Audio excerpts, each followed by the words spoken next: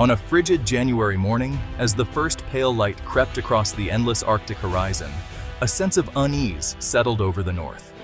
Inside the Department of National Defense in Ottawa, encrypted alerts suddenly flashed across rows of screens, breaking the usual calm with a sense of urgency.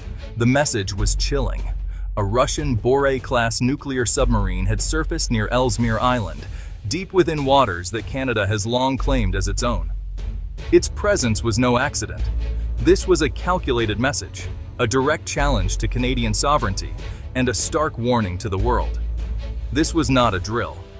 The Arctic, once silent and remote, had transformed almost overnight into a contested frontier, a place where global powers now vied for influence and control.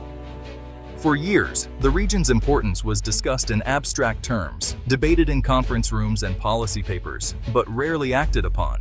But on January 9, 2026, the future arrived with the force of a polar gale, shattering complacency and demanding immediate attention.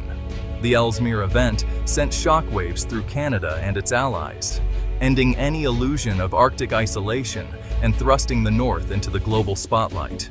The melting ice had turned the North into a navigable, resource-rich, and fiercely contested arena, opening new shipping lanes and exposing untapped reserves of oil, gas, and minerals.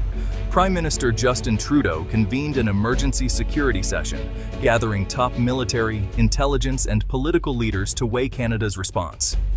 The stakes were immense. Sovereignty, security, and national identity were all on the line, as were the livelihoods of northern communities and the fragile Arctic environment. Options ranged from issuing diplomatic protests and rallying international support to a rapid military buildup, deploying troops and equipment to reinforce Canada's presence in the far north. The consensus was clear. Canada could no longer be a passive steward of its Arctic territory. The time for hesitation had passed. The time for debate was over. The time for action was now, and every decision would shape the future of the North for generations. The Ellesmere event was a wake-up call, a blaring alarm signaling a new, uncertain era, where vigilance and resolve would be tested like never before. The race for the Arctic had begun in earnest, with nations scrambling to secure their interests and assert their claims. Canada's North would never be the same. The dawn of a new era had arrived, and its outcome was anything but certain. The Arctic is melting, warming at twice the global rate. Ancient sea ice recedes, revealing new shipping routes and untapped resources. The Northwest Passage, once impassable, is now a potential global trade artery. Beneath the ice lie vast reserves of oil, gas, and rare earth minerals. But opportunity brings conflict. The same routes that attract cargo ships also invite naval vessels. Canada's 7,000-kilometer northern coastline is now exposed and vulnerable. As the ice disappears, legal ambiguities and competing claims over the Northwest Passage intensify. Canada faces a monumental task: assert its authority, or risk losing sovereignty over its own Arctic. Donald Trump's return to the White House brought the Donroe Doctrine, a bold assertion of American dominance in the Western Hemisphere. For Canada, this means immense pressure to secure its Arctic, not just for itself, but for continental security. Trump openly questions Canada's capacity to defend the North, suggesting U.S. intervention if Canada falters. Ottawa must walk a tightrope, assert sovereignty, or risk American overreach. The U.S. pushes for a more integrated, U.S.-led NORAD, blurring lines of Canadian control. Canada scrambles to prove itself a capable partner, accelerating defense plans. The relationship with the U.S. is now more transactional and tense. Canada must defend its Arctic and its autonomy. While pressure mounts from the south, the most tangible threats come from across the pole. Russia has executed a massive Arctic military buildup, modernizing bases, deploying advanced weapons, and expanding its northern fleet. The surfacing of the Borei-class submarine near Ellesmere Island was a clear show of force. Russia's goals secure economic interests and create a strategic bastion threatening North America. China, calling itself a near-Arctic state, pursues influence through investment, science, and the Polar Silk Road. Chinese-backed projects and research missions are seen as strategic footholds, not just economic ventures. Their data and presence lay groundwork for future resource exploitation and navigation. The Russian bear and Chinese dragon both loom large over the Arctic's future. Facing mounting pressure from the US, Russia, and China, Canada is overhauling its northern defenses at an unprecedented pace. The Arctic, once seen as remote and impenetrable, is now a strategic frontier where global powers are vying for influence and control. Canada recognizes that its sovereignty and security depend on a robust, modern presence in this vast and challenging region.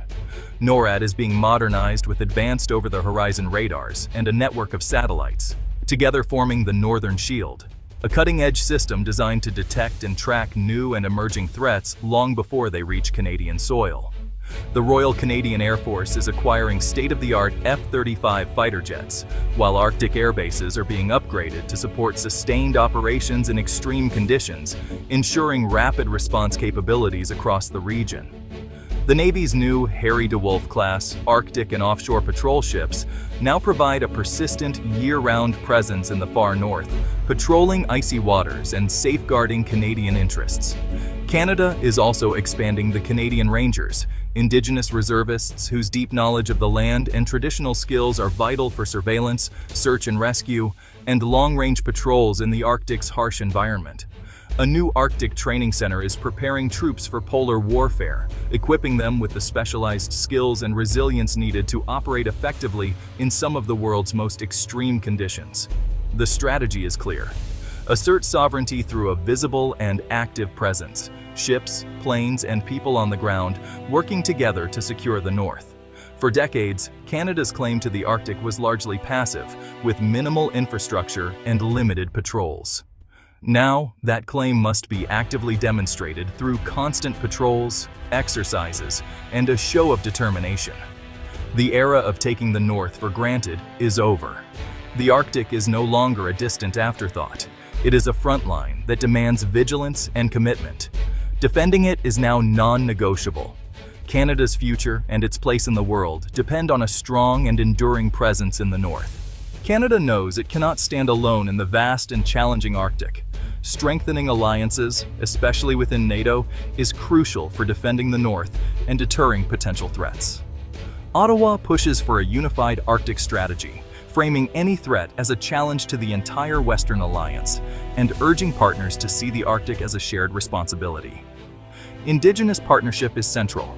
Inuit, First Nations, and Métis communities are indispensable for true sovereignty, offering generations of knowledge and a deep connection to the land. The government invests in local economies, consults on military infrastructure, and empowers the Canadian Rangers, who serve as the eyes and ears of the North. But rapid militarization brings challenges. New bases and roads can disrupt traditional ways of life and fragile ecosystems. Indigenous leaders fear becoming pawns in a geopolitical struggle, their voices lost amid global tensions. Environmental groups warn of ecological harm, as increased activity threatens wildlife and accelerates climate change in this delicate region. Balancing security with the needs and rights of northern citizens is Canada's greatest test, requiring careful listening and real partnership. The events of 2026 have thrust Canada into a defining moment, demanding bold decisions and unity. Its response will shape the nation for generations, militarily, diplomatically, and morally, setting a precedent for the world. The frozen frontier is now the front line of Canada's future, where every choice will echo for decades to come.